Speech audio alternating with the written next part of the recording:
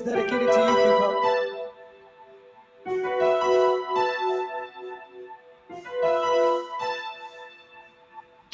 So I lift my head up to the skies and question the heavens, asking why? Why must I go on to live in this violence and crime? Why can't I toil the lands I know and watch all my children's children grow? Why must I go on to live in this violence and crime?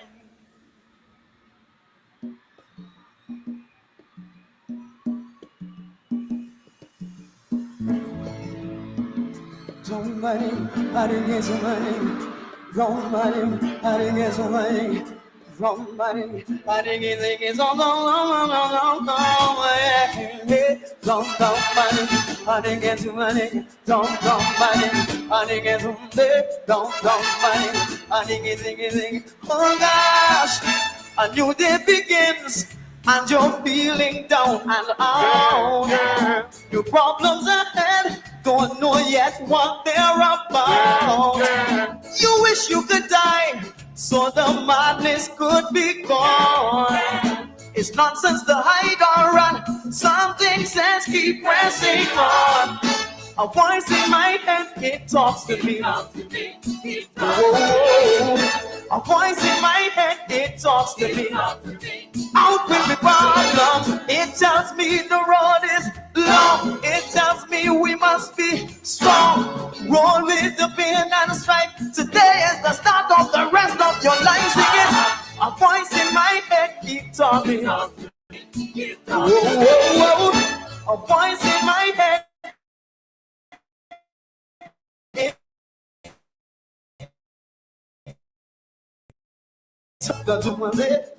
It's running, long, I think it's on the don't, I think it's on, no,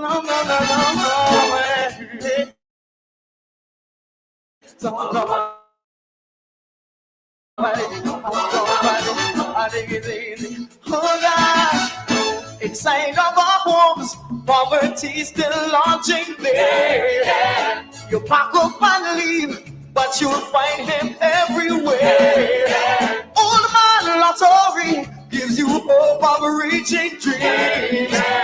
But that is as far as we go, cause he knows are too extreme. A voice in my head, it talks to me. A voice in my head, it talks to me. Out with the problems, it tells me the road is long. It tells me we must be strong. Roll with the pain and strife. Today is the start of the rest of your life. Singing. A voice in my head, it talks to me. A voice in my head, it talks to me. Oh gosh. So I lift my head up to the skies and question the heavens, asking why? Why must I go on to live in this violence and crime? Why can't I toil the land I know and watch all my children's children grow? Why must I go on to live in this violence and crime? I get it right. I get it right. Put your hand in the air, wave it with me now. Wave your hand with me now. You've got to wake up and face the world. Every man, child, boy, and girl. You've got to find your purpose in life. Listen, he talked through most of my life. Though I've never seen his face, yeah. But I trust him strong. He could never be replaced, yeah. Though employment law, the white race risen high. It tells me hold on to me dreams, still climb my reach for the sky. A voice in my head, it talks to me. A voice in my head, it talks to me. Out with the problems, it tells me the road is long. It tells me we must be strong. Roll with the pain and strife. Today is the start of the rest of your life. A voice in my head, it talks to me. Oh,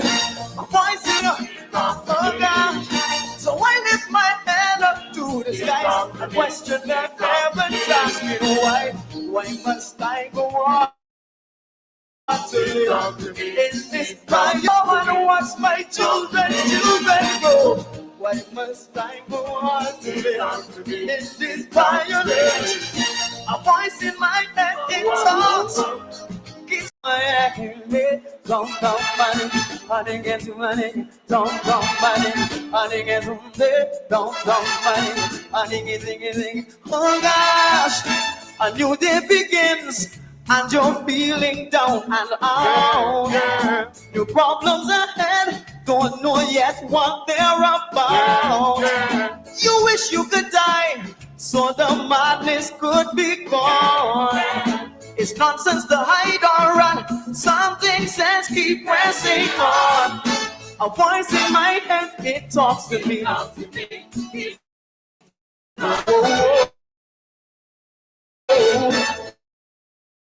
A voice it tells me the road is long. It tells me we must be strong.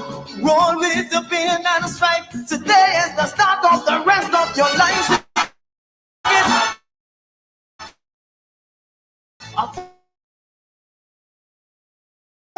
It talks to me.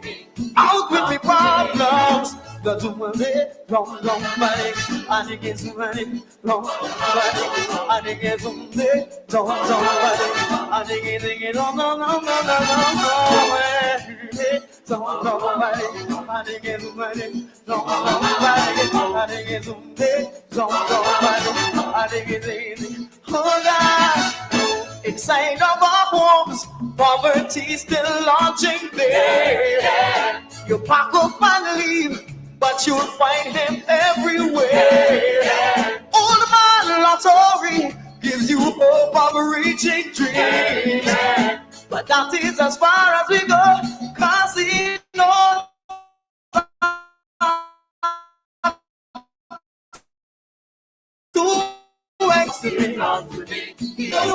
a voice in my head, it talks to me. Out with the problems, it tells me the road is long. It tells me we must be strong.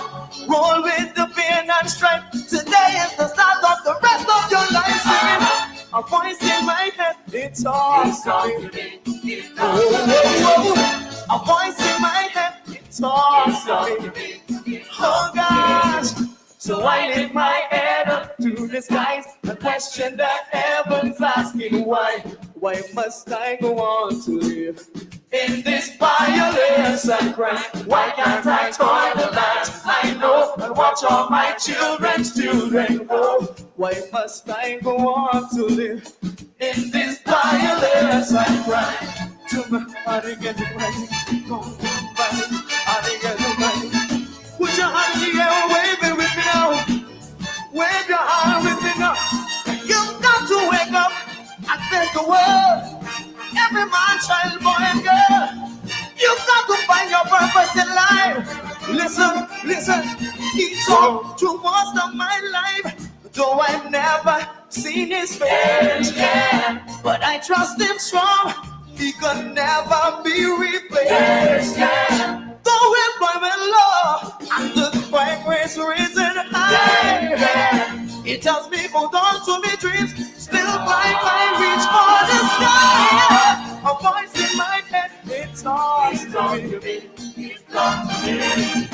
A voice in my head, it talks to me.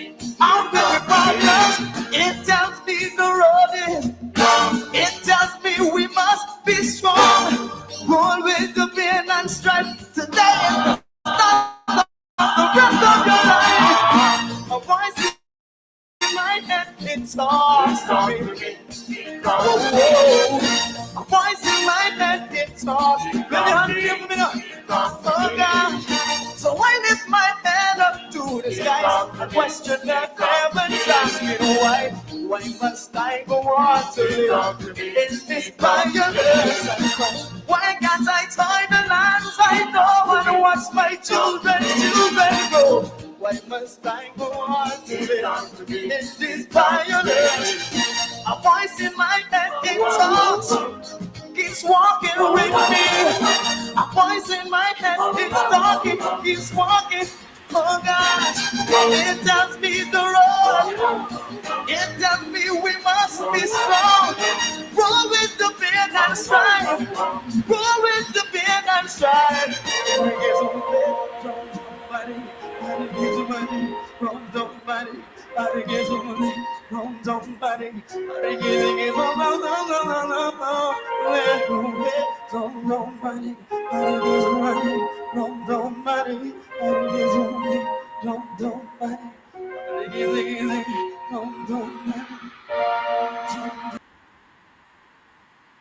Wait, deep, deep, deep,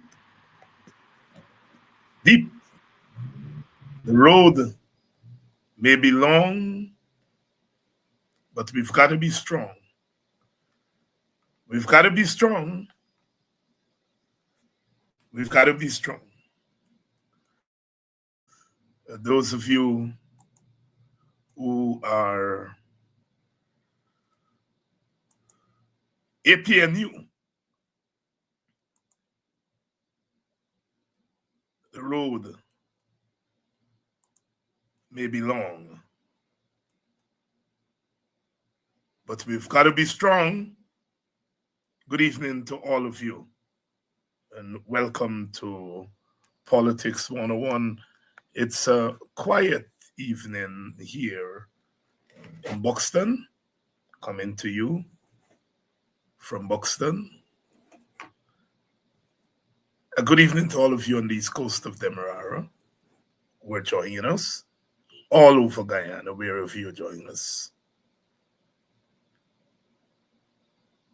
Why must we continue to live in this violence and crime? Jonathan Yearwood from Barbados.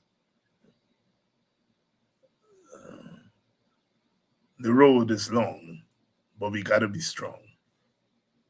And I know that we are a strong people. We are a strong people. And we're going to see this through. Good evening to all the wonderful people in Linden. Good evening, Marielle. I have to give you a call. I haven't spoken to you in a long time. Good evening to the people in Region 1, Region 2, Region 3, of course, Region 4, Region 5, Region 6, Region 7, Bartica. I know we have lots of Barticians who are joining us. A big shout out to you in Bartica. Region 8, of course, Mahdia and other places there. Region 9, Lethem, and of course, Linden, Region 10. Good evening, Kokwani. Good evening to you and welcome to Politics 101 on a Wednesday night, midweek. My friend from Cabo said, you know, weekend is prime time. And midweek is dong time. Good evening to you, Mr. Hope, out there in Maryland, and all of you out there in Maryland, my sisters and brothers and many nieces and nephews, my friends, all out there in Maryland. Good evening to you if you join us from Atlanta, Georgia. I was told that it's Hotlanta.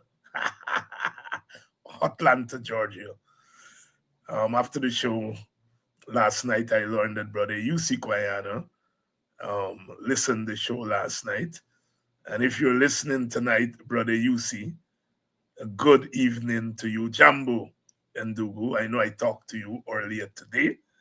And but if you are listening to the show tonight, Jambo and Dugu, and thanks for all that you have done for me, for us, for Guyana, for Buxton, for Africans, for humanity.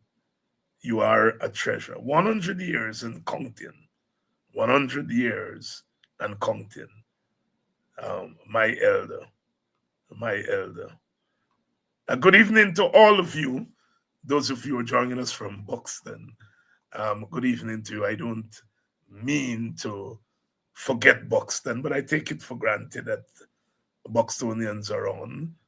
Good evening to all of you. Good evening to the security chief, um, Mr. Orin Turkey, Mr. Orin Turkey Newton.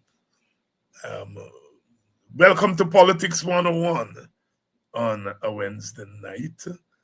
Lots to talk about. Lots to talk about. I want to start tonight by reading the WPA statement. WPA had a press conference today, and pretty good press conference. I want to share with you the statement from that press conference. After careful consideration, WPA joins with most of the political community and other civil society organizations in characterizing the recent national and regional elections as falling far below what is universally considered to be free and credible elections. These elections were neither free nor fair, nor free from fear and political bullying. The electoral system was so compromised that even usually cautious forces, such as the international observer groups, were forced to make that observation in an unambiguous manner. In this regard, GECOM has failed Guyana miserably. That institution has allowed itself to become a partisan tool, thus rendering the election null and void before a single ballot was cast. GECOM has willfully become a creature and a tool of the PPP.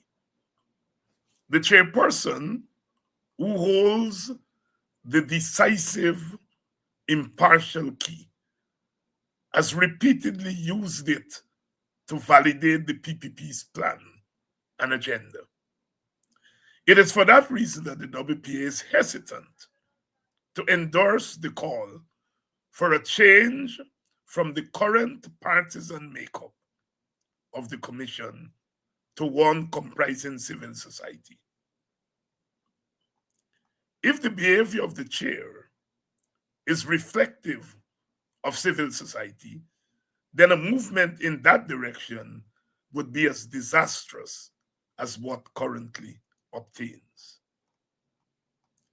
GECOM's stubborn refusal to review the 2020 election in the face of documented instances of fraud meant that the country went into a new election in 2025 with all the wounds which were deliberately left unattended.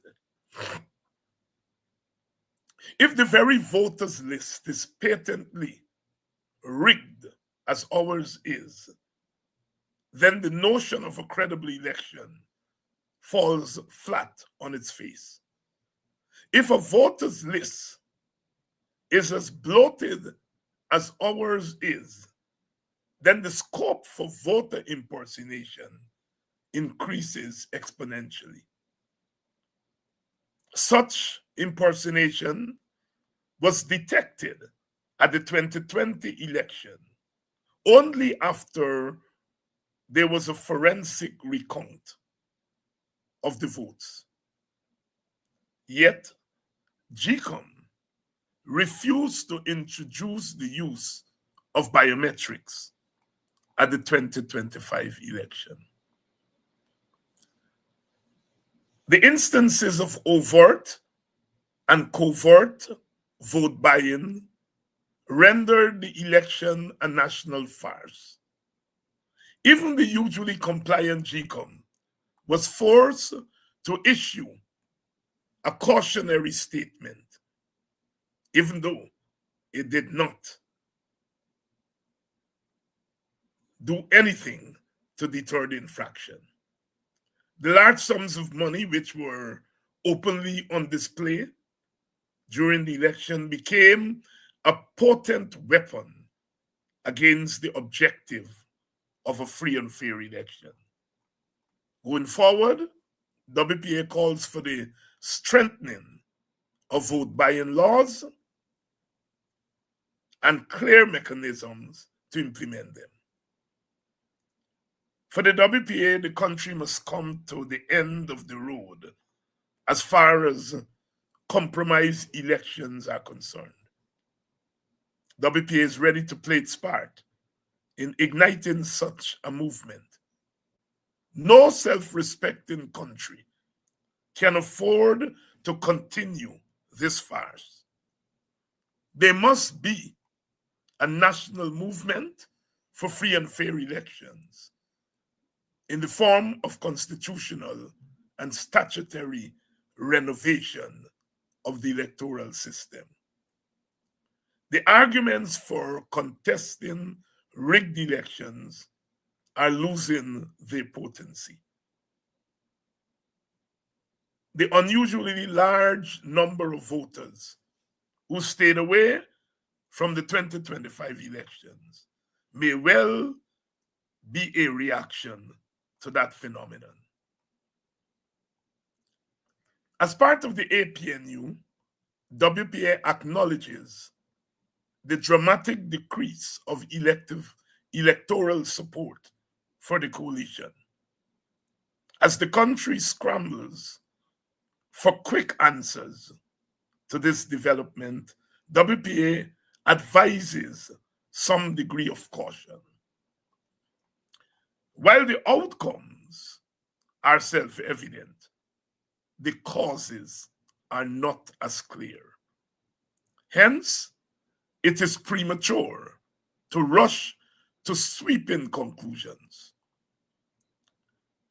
With the naked political eye, however, WPA has detected some possible factors. These include vote buying and the failure to go to the election as a grand coalition. But WPA feels that the deliberate demonization of the APNU presidential candidate as unfit for the role as presidential candidate had its desired effect. Another factor was the feeling among the base that the APNU stint in office yielded nothing of consequence for them. Finally, WPA acknowledges that the lack of militancy against the manifest excesses over the last 5 years may have had an impact on voter migration and those who stayed away from the polls. Having made the above observations, WPA recommends a listening campaign to learn from voters the actual reasons for their seemingly dramatic decision. WPA intends to be part of this undertaking as part of the APNU and in its own name. As part of a pre-election pact with APNU, WPA was awarded a seat in the National Assembly and has asked Dr. David Hines to take up that seat. Contrary to what is bandied around in some quarters, David Hines was not appointed by Aubrey Norton. David Hines does not represent the PNC. As leader of the list, and in keeping with the pact, Aubrey Norton offered the WPA one seat and the WPA accepted it. It is the only representative that WPA would have in the National Assembly and in the regional councils. And WPA intends to use this opportunity to support the APNU parliamentary agenda, as well as advocate for its causes within the National Assembly and in the wider society. These include poverty alleviation, constitutional reform, education overhaul, the equitable distribution of oil wealth, and the prudent use of that wealth in pursuit of socio-economic transformation. Although the opposition's role in a winner-take-all parliament is limited, WPA intends to use its seat to help restore some popular confidence in that institution. We intend to help raise the quality of the debate and to pursue a regime of accountability by the government. Further, WPA intends to lead by example in an effort to move the National Assembly in the direction of a real co-equal branch of government with inherent and explicit oversight powers. End of statement. That was the WPA statement that was issued this morning at the press conference. And at that press conference, of course, a number of questions were posed. And one of the questions that was posed by the media was whether WPA had any proof or has any proof of rigging. And the answer is that we don't have any proof in a physical way in front of us. But our argument is the system is flawed. The system is rigged. And a rigged system cannot produce free and fair elections. Only a fair system can produce free and fair elections. As we pointed out in the statement, we only learned of the widespread rigging in 2020 when the boxes were opened and the votes in the boxes were examined against those that went into the boxes. So when you go into the polling station, you present your ID, they check and find your name, and then they call your number, they give you a ballot paper, you go in, you vote, you throw it in the box. When the boxes were open in 2020, we found that hundreds, thousands of people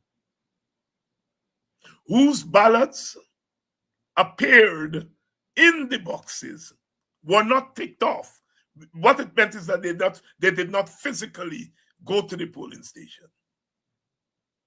And we were able to send samples of that to the immigration office.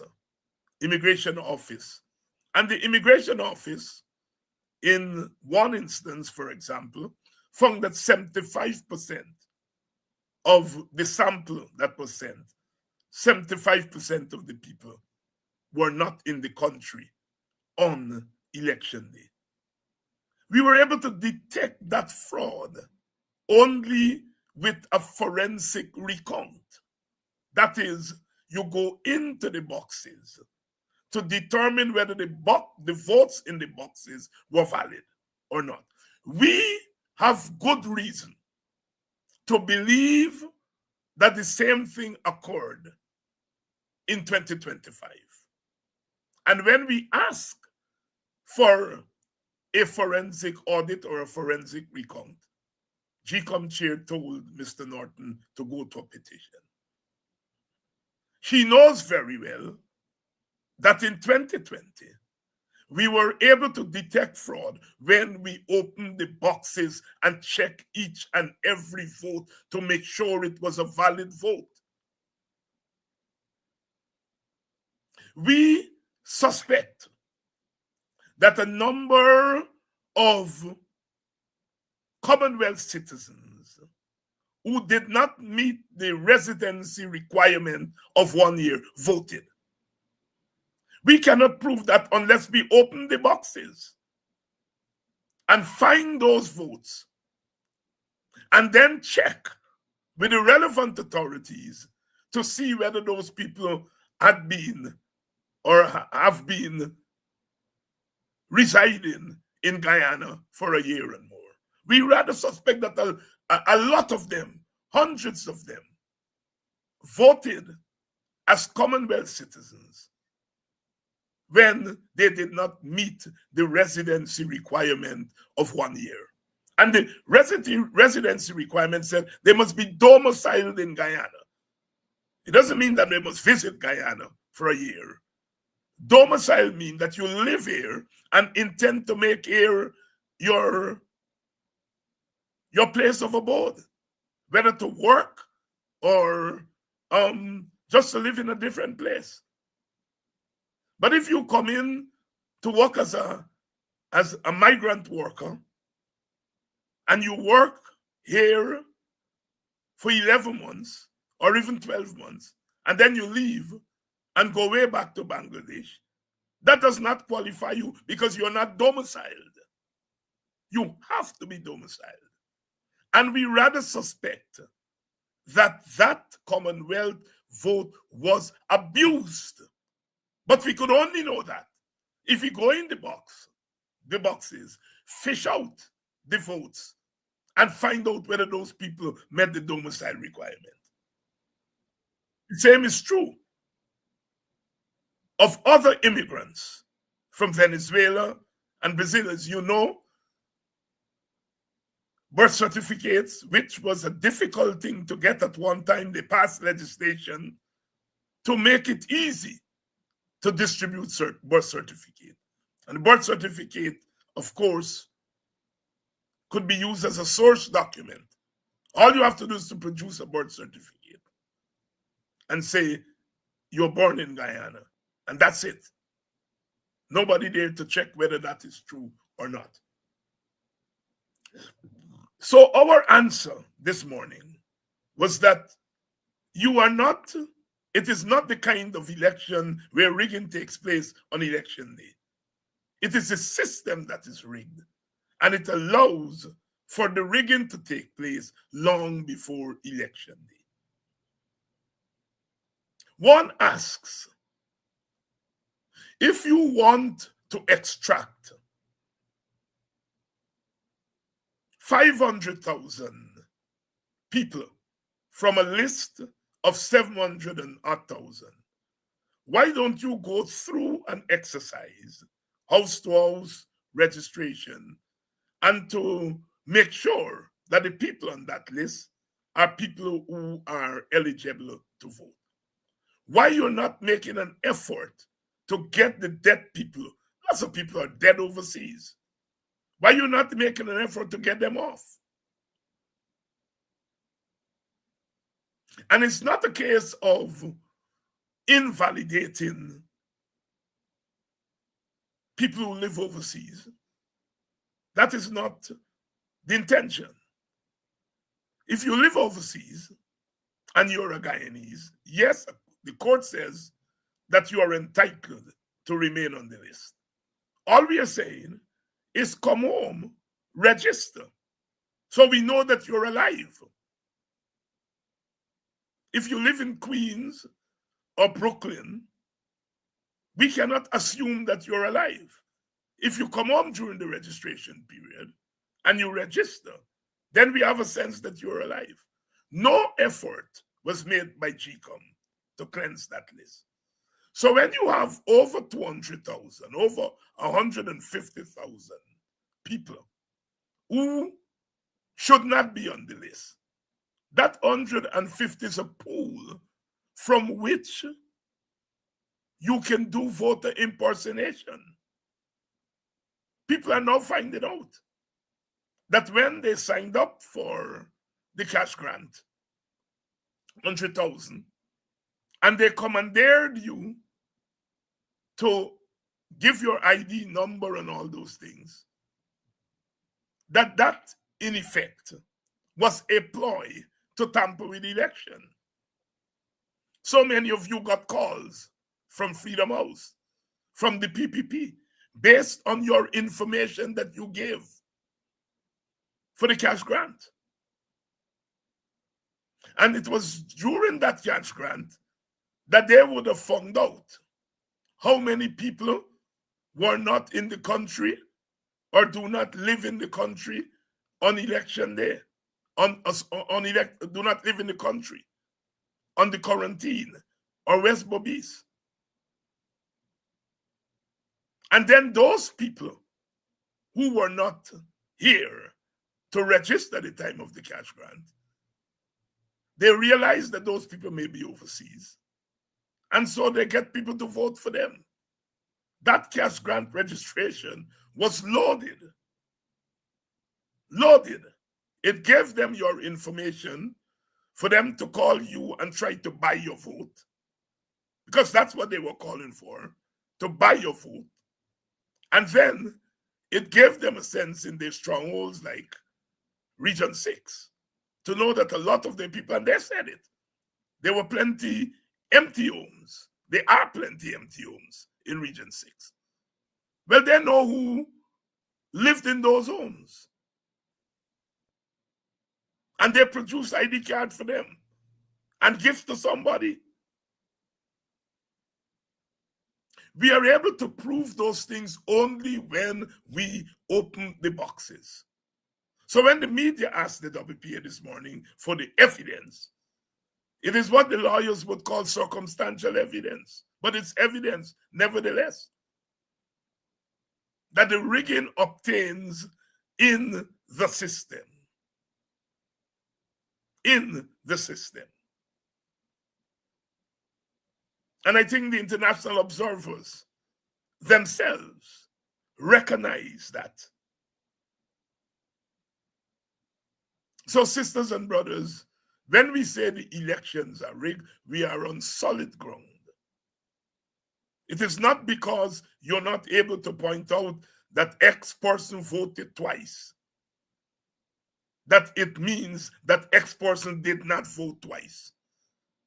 We knew that X person voted twice in 2020. In 2020. You can't want it both ways. In 2020, the PPP said that they saw rigging. GCOM did not tell them go to a petition. They went to court, and the court told GCOM to correct the rigging.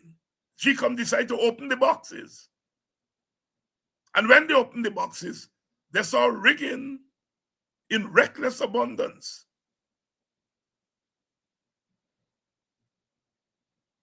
We have reached the point in our country where we cannot continue to have elections that are rigged before the day of polling. So many Guyanese were disenfranchised. Prisoners on remand. You're registered to vote. You get in trouble on the 28th of August. You're remanded to prison. Elections are 4 days later. You lose your right to vote because you're remanded to prison. You're not convicted of any crime. You get into a fight. The matter goes to court. You don't have money to pay your bail. You're remanded. You lose your right to vote. You're not convicted of any crime. They may say, if you're convicted of a crime, you lose your right to vote. That's not part of Guyana's law. But they may make that argument. But what about those who are in remand, who are not convicted of any crime?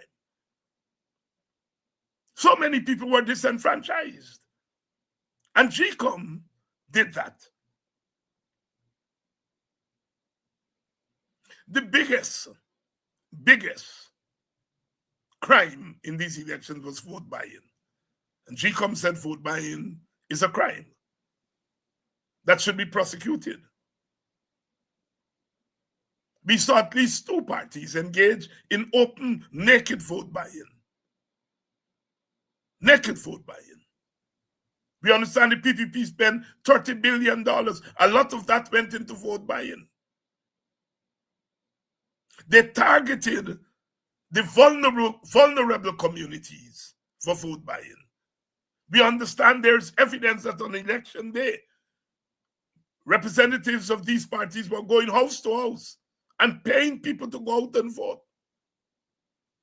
Nothing hides these days on social media. Vote buying is a very dangerous thing. Very dangerous. Once people are enticed to trade their votes for money, it is very difficult to turn back that tide. What it means now is that elections are no longer about conscience. You're voting your conscience. You are voting because a party represents the way you think, or you're voting for a party because it represents the way you look. Those are all valid, fundamental reasons why people vote for parties.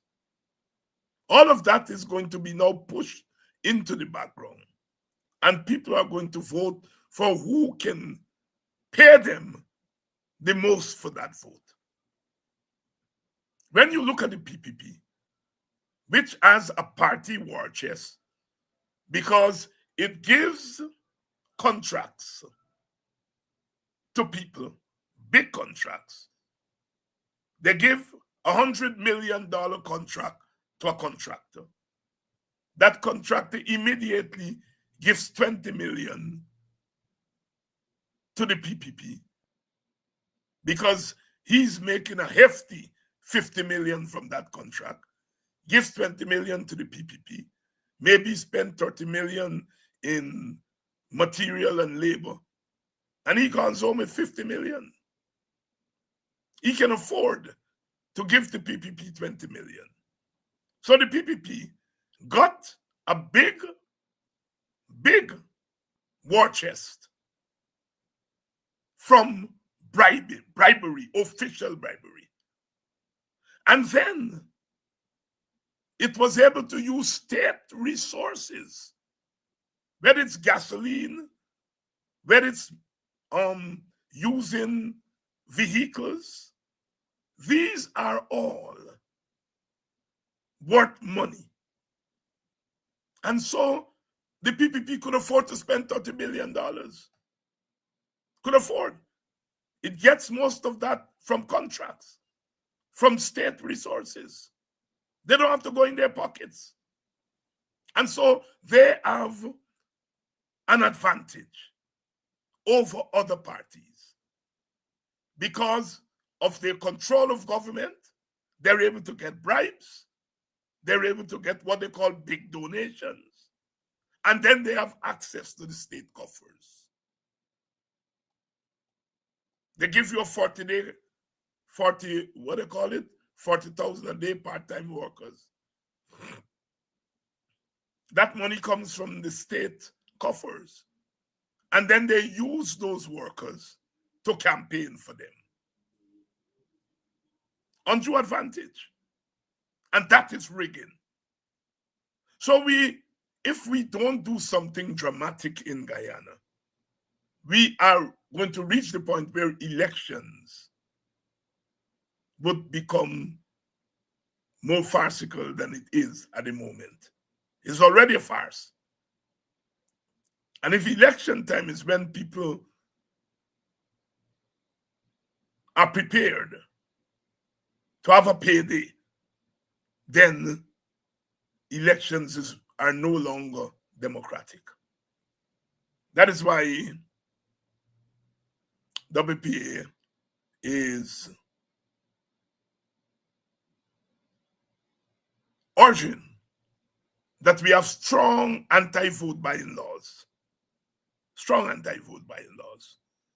and that people must be prosecuted for engaging in vote buying. It's not enough for GCOM to say that vote buying is a crime. It ought to be able to draw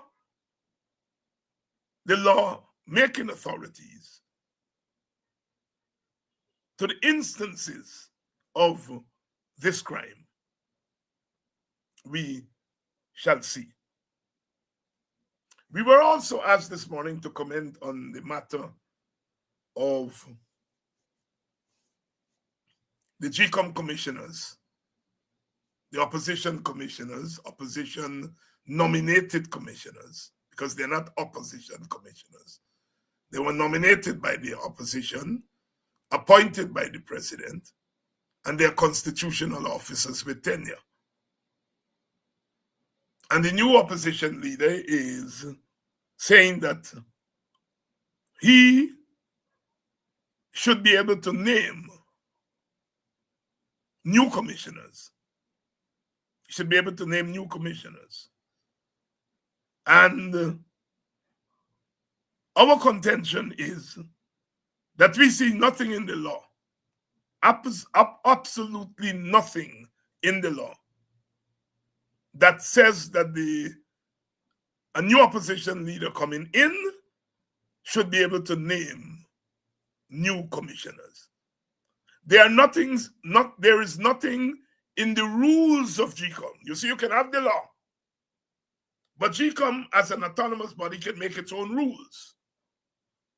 There is absolutely nothing in GCOM rules that say when you have a new opposition leader, then he or she can recall the commissioners. Now, in 2015, when APNU AFC won that election, Jack Dio became the new opposition leader. According to Mohammed's logic, then Jack Dio should have called for the resignation of the three commissioners, Desmond Trotman, Mr. Corbyn, and Vincent Alexander, because Jack Dio became the new opposition leader in 2015. And if we follow Mohammed's logic, then Jack Dio should have said, I should be able to replace. What that would have done, it meant the PPP would have had control of 6 commissioners if we follow this man's logic or those who are advising him. So there is nothing that says a new opposition leader must be able to appoint new commissioners. Desmond Trotman, who was on the WPA panel this morning, said quite correctly that it is a matter for the courts, judicial review.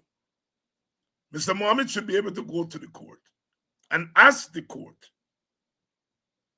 to rule on this matter, to say whether when there is a new opposition leader, he changes the so-called opposition commissioners. That is going to be the matter before the court.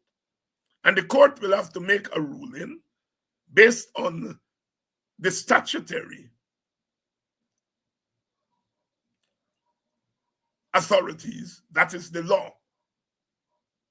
It will have to make a ruling based on the Constitution. And it will have to take into consideration whether GCOM's laws allow for that. We shall see.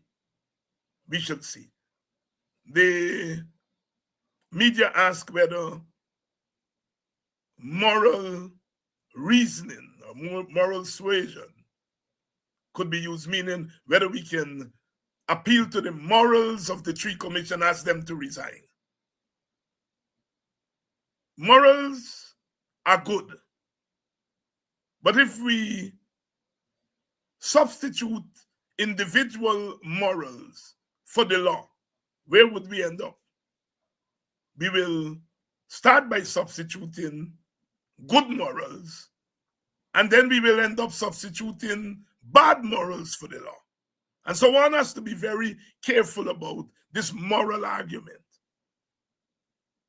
because there are good morals and there are bad morals. And when morals are allowed to substitute the law, you may be saying, well, then let us govern society by way of morals. And the reason we have government, it is because, as I think Hobbes said, mankind in its natural state, his life will be short, nasty, and brutish. Meaning that human beings are not necessarily as moral as we think they ought to be. That human beings have a selfish streak. It doesn't mean that human beings are inherently selfish. I don't think so. But we do have a selfish streak. And so therefore this thing called government was created to mediate, to save us from ourselves, so to speak. If human beings were always good, always reasonable, and always moral, there would be no need for government. No need for this Levitian, as they call them in the literature. This Levitian to come in and to save us from ourselves. If we could live without fighting each other, without killing each other, then there'll be no need for the police force. If we all could stop at the traffic, at the four corners, and reasonably allow one car to go, then the next one to go, and the next one, there'll be no need for a traffic police. But of course, that's not how we operate in normal life. And so we need government. When the government becomes oppressive, then of course we have the right to recall and remove that government. Because we give the government authority to mediate. And we create frameworks in which they should mediate. That is the law, the legal framework in which government must operate. Which brings me to my next point tonight. Yesterday, the president had a press conference. Lord help me. I didn't listen to it because my patience can grow a little thin sometimes listening to that chap.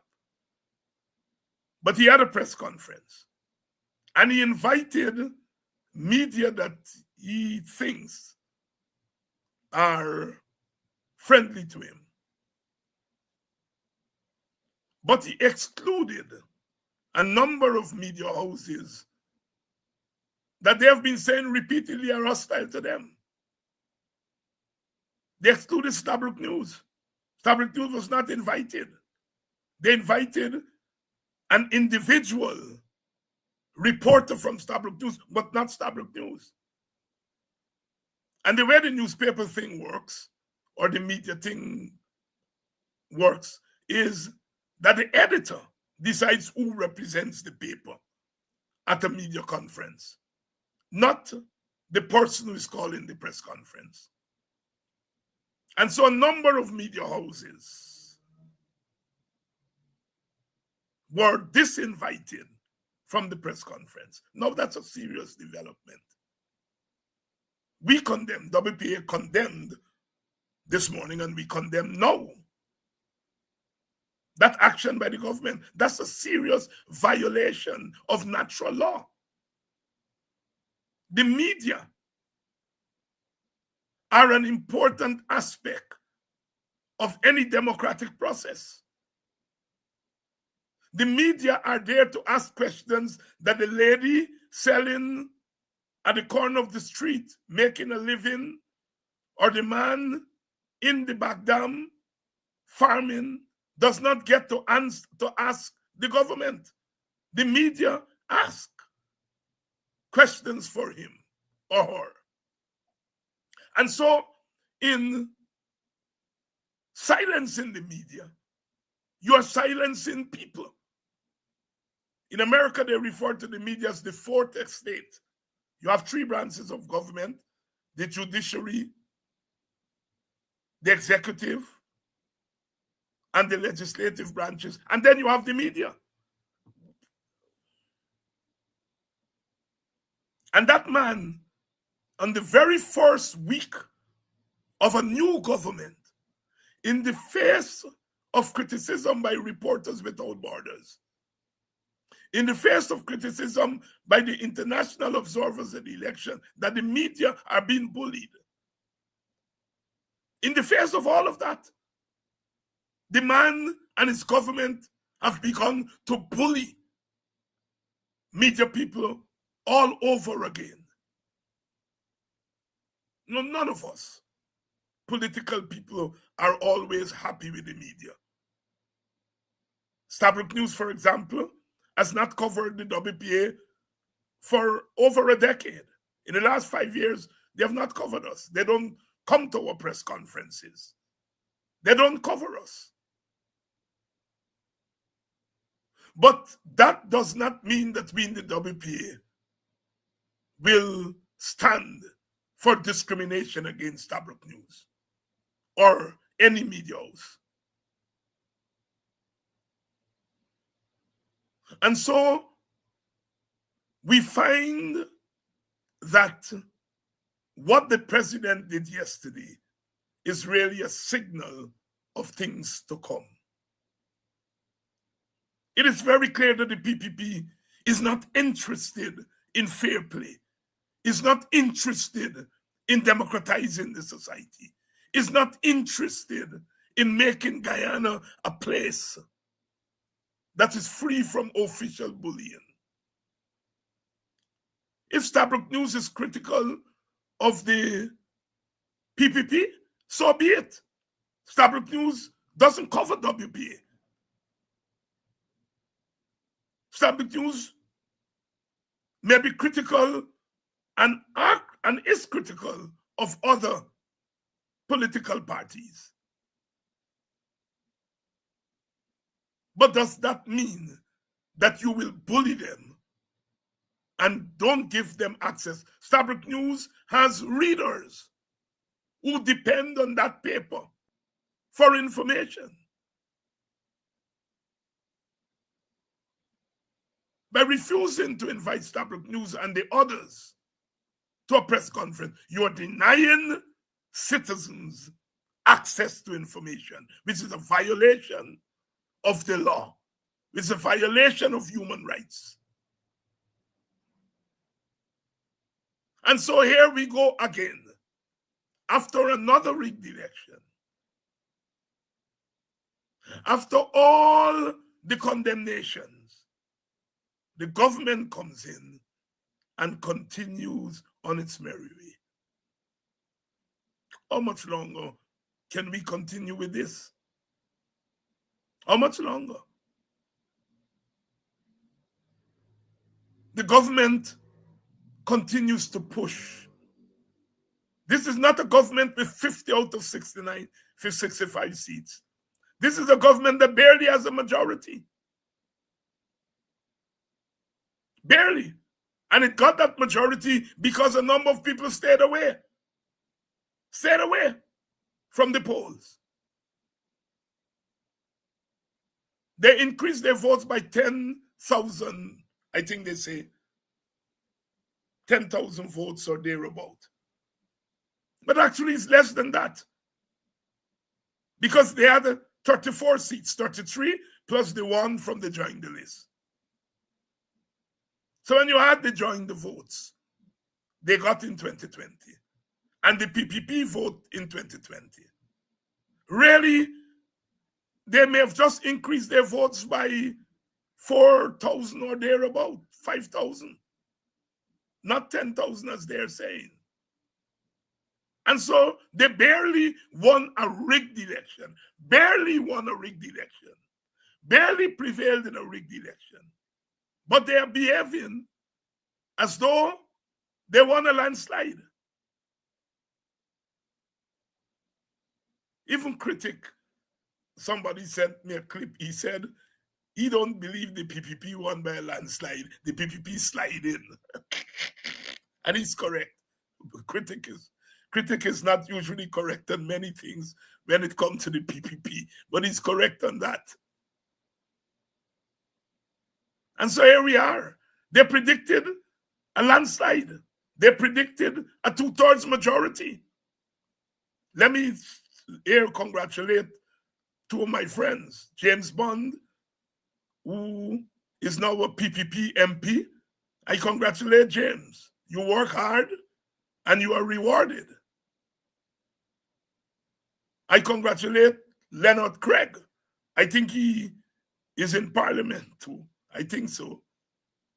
I can't remember seeing his name, but I think it may be squeezed in somewhere. And so I congratulate Leonard. You work hard and you are rewarded. I think those two men deserve to be in Parliament. They have what it is to be parliamentarians. They have the intellect. They are not fringes. They are at the center of politics. Leonard Craig is at the center of politics. He's not on the fringe.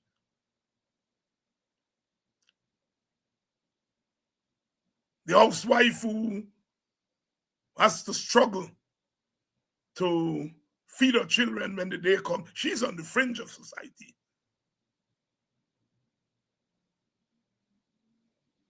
The young men and women in the inner city in Georgetown and Linen and other places that are quote unquote scraping to make a living, they're on the fringe. So when my friend Leonard talks about the fringe, he's talking about most of Guyana, who are on the fringes of the economy, the fringe of society. And I think sometimes people use words and terms, and the teacher in me is tempted to say, please shut up and go and don't use words. Understand that words represent concept, the concept of the fringe. The slave was at the fringe of society for 400 years. The indentured laborer was at the fringe of society for over 100 years, for almost 100 years and more. And yet a man sits down there and David Hines is on the fringe. Somebody who gave this country 50 years of his life, who has contributed to his country, who had the good fortune to go to school, and is on the fringe. These chaps ought to stop using the people words and learn that words are often concepts. Learn concepts. I don't think Leonard Craig is in I was making fun of him just now. I don't think he's in he's in Parliament. He's going to Parliament. So he's on the fringe of Parliament. He's on the fringe of the PPP. Yet he sits there and calls people fringe. I love Leno, but this is what I am talking about. These chaps are helping to devalue our society. All of us are on the fringe, except the small elite who monopolize power, whether it's economic power, political power, cultural power. And yet that man sits there and believes that he's part of that elite. And as George Chambers, after Rick Williams died and he took over the PNM at the next election, he said, not one damn seat for them, meaning the opposition. And I can quote George Chambers and say to my friend Leonard Craig, not one damn seat for you. And yet you sit there and call people fringe. But that's where we end up when we are not very careful and we think we are too smart and we are too intelligent. We are too intelligent. We think so. You know, I mean, you sit down there and call people who have contributed to this society, who have made it possible for you to have the freedom to open your mouth, to speak in public as a dark-skinned boy, and you call them fringe. Yet, when people call you name, you go on bad and say you never hear such lewdness in your life. And there you are, calling people's names. But congratulations, Leno, you're on the fringe of the PPP's delegation to Parliament. Congratulations. At least James, not in the fringe. He's in Parliament. Congratulations, James. Sisters and brothers, we have to take charge of this society because it's been destroyed. The fabric of this society is being destroyed.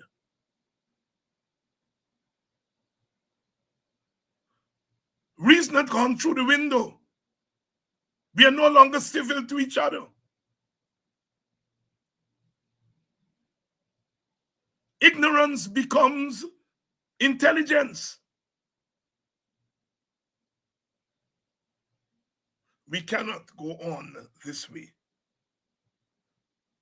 And we have to make an effort. All of us. All of us. You can be a member of your party. That's a good thing. Join a party is a good thing. It's a good thing. But when you become a member of a party, don't feel that you have to lose yourself. Don't feel you have to lose yourself and become something the opposite of what you used to be. Lady met me in Georgetown yesterday on Regent Street. She held on to me and started to cry. Said, Dr. Hines, I'm not yet over the shock of the APNU's defeat. And now, these APNU members are resigning from the party. What are they telling me? They told me for 5 years that the PPP was the devil. And now they are with the devil. Only a few weeks ago, she said they were on the platform telling me to vote for them. And now they are leaving the cause. I don't want to get into PNC internal story. I'm just telling you what this lady, who obviously is an admirer, member, supporter of the PNC/APNU. And I reflected on what that lady said, and it occurred to me what I always know, that is, we political people, our actions have consequences not only for ourselves, but for people. That lady is emotionally disturbed by the actions of politicians. And the politicians, I don't think, often are thinking that when I take an action, it has consequences for thousands of people, tens of thousands of people. And I want to advise our political people, especially the younger ones, that you can cause people to get heart attack by your individual actions. Our young people, some of them have left APNU, and people say they exercise their democratic right, and that is true. But they could be causing, and they are causing, their mothers and fathers some terrible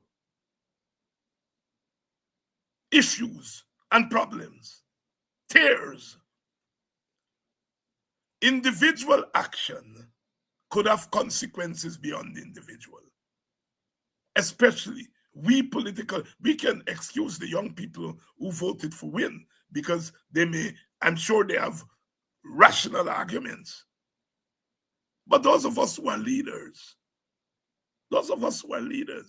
our actions too have great impact. There is a certain program says that David Hines doesn't have one supporter in the entire Guyana.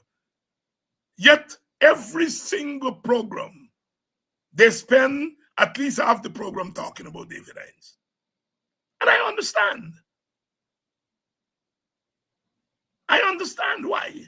And they understand why. What they're doing is trying to delegitimize us. Do you realize that there is more interest in the list of parliamentarians for APNU than there is for a PPP or for Win? And PPP and Win got more votes than APN. But everybody is interested in the APNU list of parliamentarians. All of them who didn't vote are telling the APNU who they must send to parliament. And they're not telling the PPP, or Win. And the reason is that they know the APNU, lose, win, or draw, is a force. Is a force to reckon with. They know that.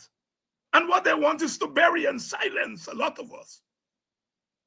All the noise they're making, David Hines going to parliament, he should not be in parliament. They're afraid of me in parliament. I don't know why. I'm a nice guy. They shouldn't be afraid of me. I know nothing about nothing. I influence nobody. Then let me go in parliament and make myself a jackass. No, they don't want me in parliament. He's a dual citizen. He this, he that. So even when we are at our lowest ebb in terms of electoral support, they fear us. They fear us. And they fear us because in a time of unreason, we represent more reason than them. In a time of untrustworthiness, we represent more trust than them. We have gotten it right. So many people inbox me today and say thanks for explaining what voting patterns are. Thanks for explaining.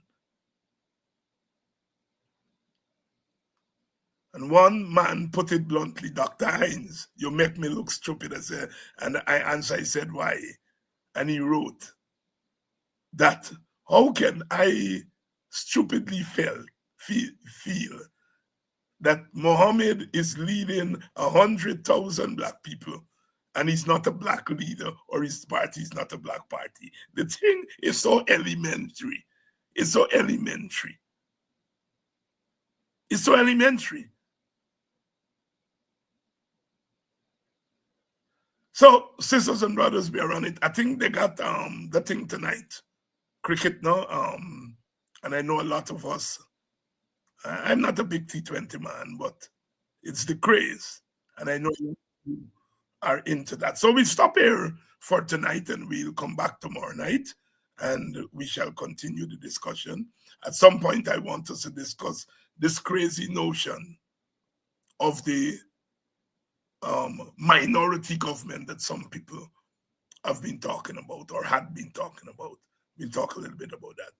The news today is that Brother Nigel has resigned as leader of the PPP.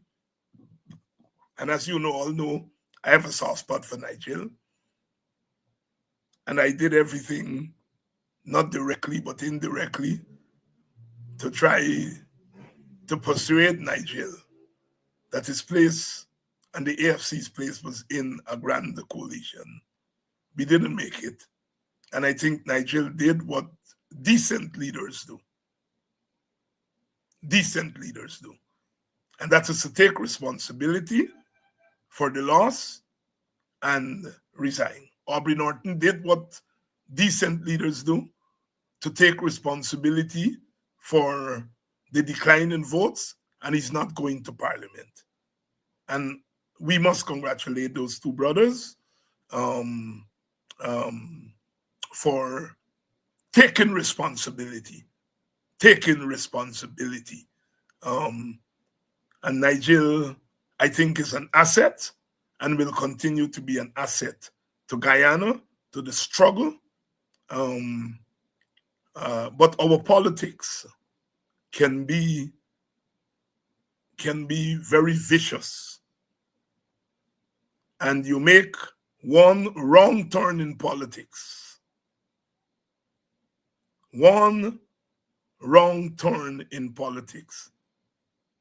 and it could spell the unexpected for you.